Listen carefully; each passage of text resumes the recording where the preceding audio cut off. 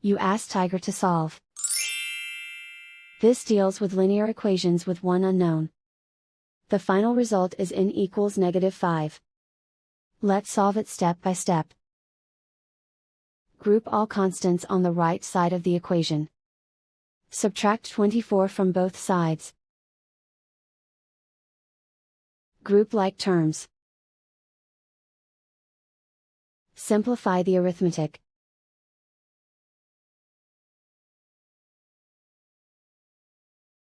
Isolate the n. Divide both sides by -6. Cancel out the negatives. Simplify the fraction. Move the negative sign from the denominator to the numerator. Find the greatest common factor of the numerator and denominator. Factor out and cancel the greatest common factor. And so the final result is n equals -5.